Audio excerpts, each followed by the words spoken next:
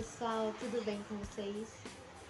Estão prontos para começarem a nossa primeira aula no curso de Stencil como meio profissional? E aí, vamos lá?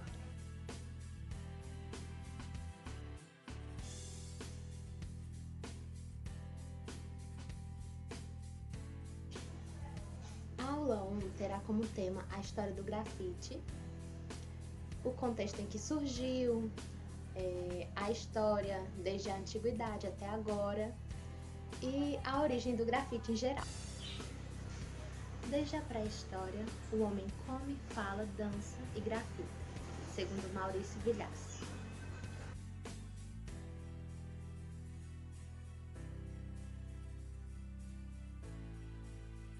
Primeiro eu vou apresentar um pouco sobre as pinturas rupestres. Segundo Celso Girard, em 1999, o vestígio mais fascinante que o homem tem deixado com o passar do tempo na história da humanidade é a produção artística. O mesmo afirma que as produções mais antigas do grafite são encontradas na história da arte, como as pinturas rupestres, que representam símbolos, animais, caçadores, rituais, entre outros, que até os dias atuais são enigmas para os arqueólogos. Nessa época, os materiais utilizados eram terras de diferentes tonalidades, sucos de plantas, ossos fossilizados ou calcificados, misturados com água e gordura de animais. Hoje usamos tintas em sprays e não pintamos cervos e bisões, mas sim ideias, signos que passam a compor o visual urbano. Agora eu vou apresentar a vocês algumas pinturas rupestres em cavernas que demonstram rituais, símbolos, animais.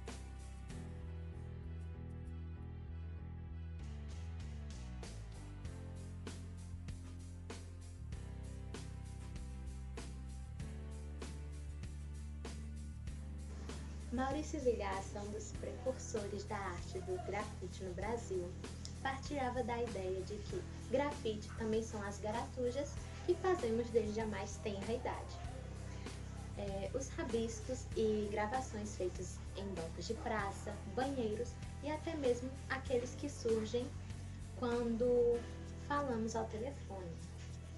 Assim também o grafitar, que se difunde de forma intensa nos centros urbanos, significa riscar, documentar, de forma consciente ou não, fatos e situações ao longo do tempo. Diz respeito a uma necessidade humana, como dançar, falar, dormir, comer, etc.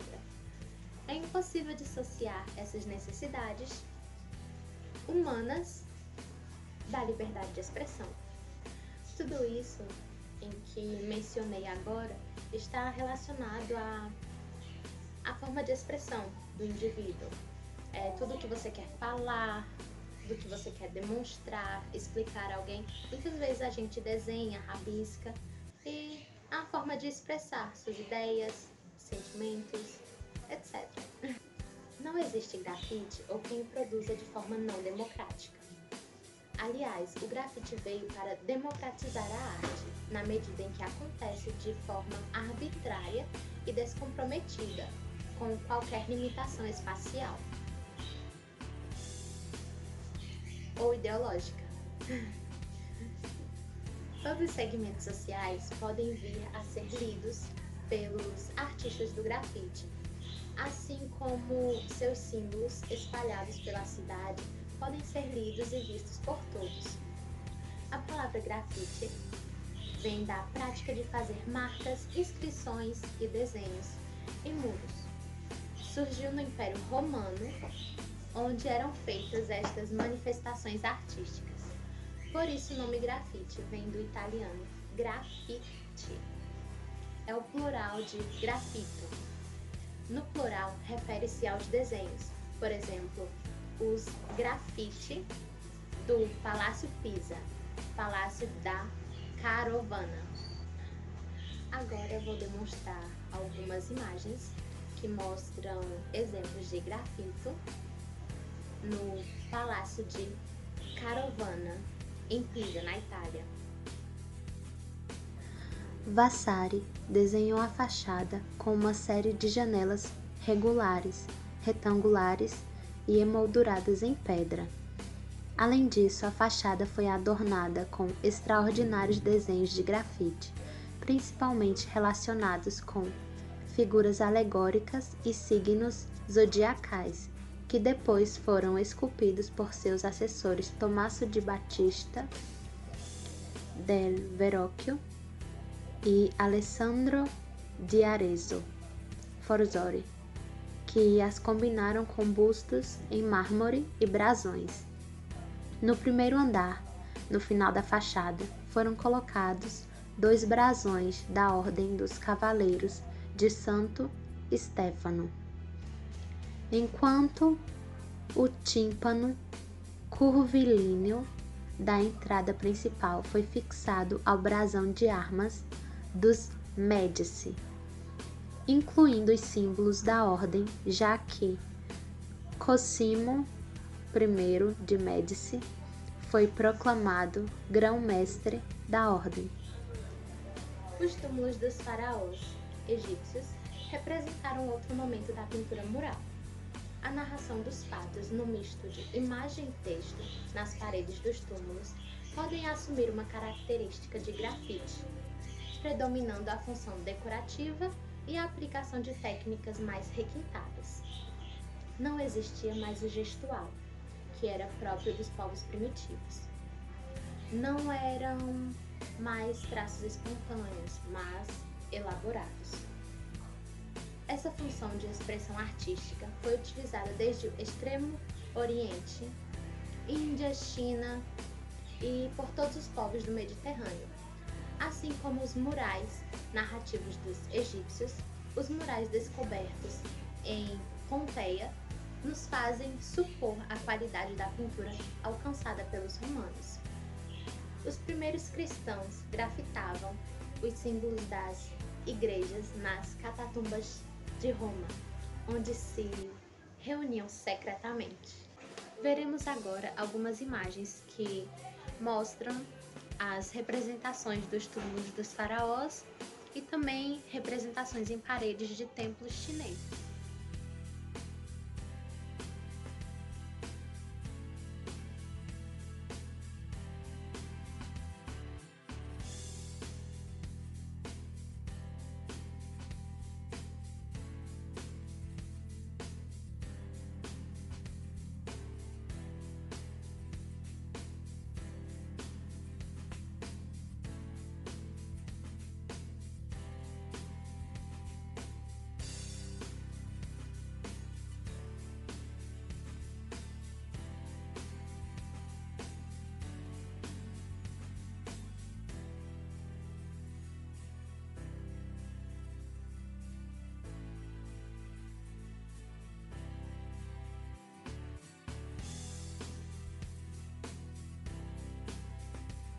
Agora vou apresentar um pouco da arte paleocristã, que eram os afrescos das catatumbas, que procuravam expressar representações como o Cristo, a Virgem ou cenas bíblicas do Velho Testamento, deixando claro que o valor das pinturas não se encontrava em sua técnica estética, mas na necessidade de manifestar uma rica simbologia cristã.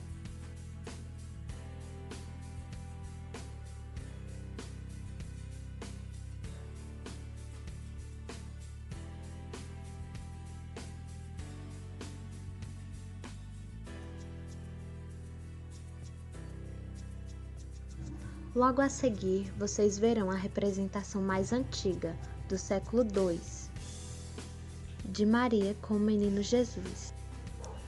A arte paleocristã, ou a arte cristã primitiva, é a arte, arquitetura, pintura e escultura, produzida por cristãos ou sob o patrocínio cristão desde o início do século II até o final do século V. Não há arte sobrevivente do século I. Após aproximadamente o final do século V, a arte cristã mostra o início do estilo artístico bizantino.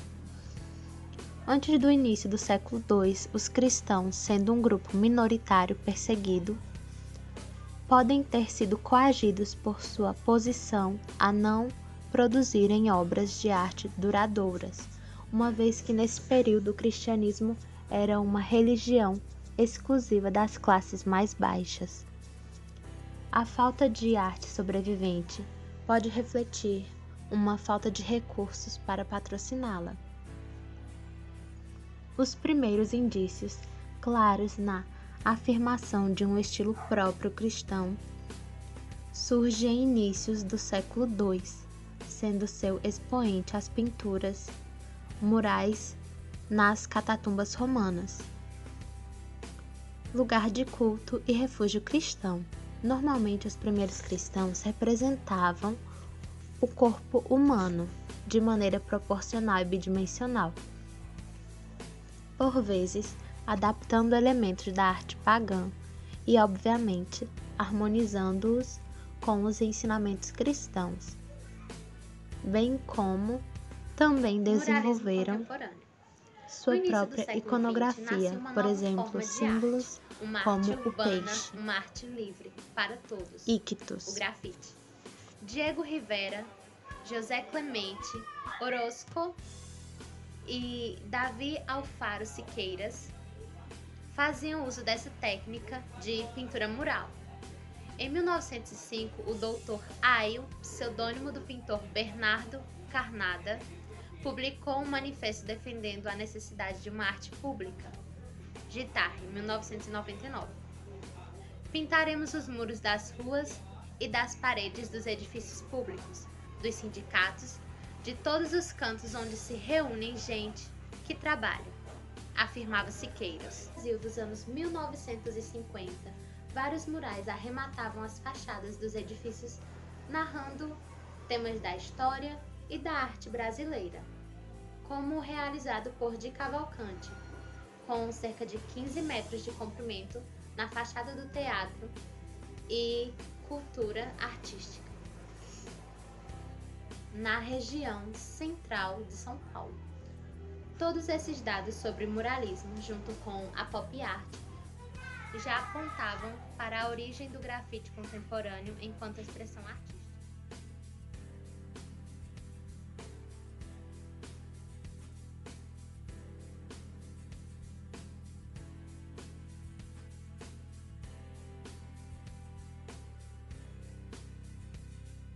Essa manifestação, que começa a surgir no Brasil já nos anos de 1950, com a introdução do spray, segue pelos anos 1960, passa pelos 1970 e se consagra como linguagem artística nos anos 1980, conquistando seu espaço na mídia, chegando à Bienal, às manchetes de jornais e até as novelas de TV, seguindo pelos anos 1990 rumo à virada do milênio.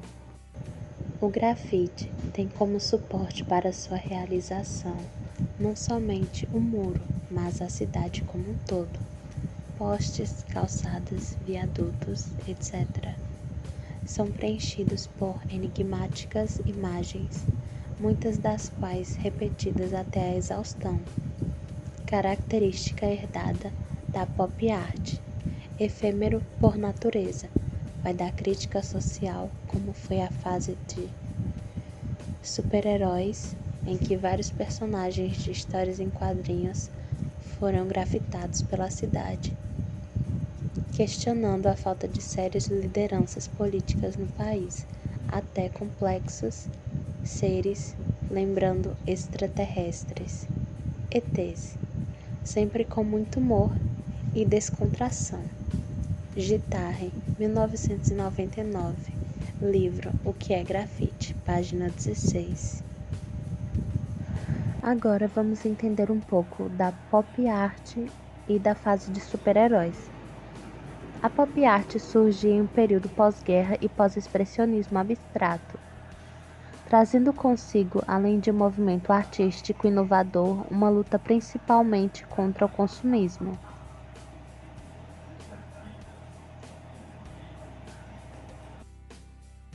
Charge ironizando o mundo dividido entre Estados Unidos e União Soviética.